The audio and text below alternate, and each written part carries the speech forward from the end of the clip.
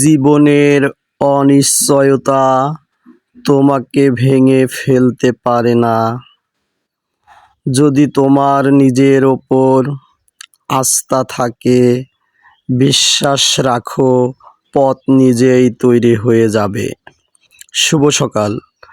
আজ 12ই ফেব্রুয়ারি 2026 বাংলা 29শে মাঘ 1432 বঙ্গাব্দ, আরবি 23শে শাবান 1447 হিজরি, বছরের 43তম দিন, 12ই ফেব্রুয়ারি, রেড হ্যান্ড ডে দিবস।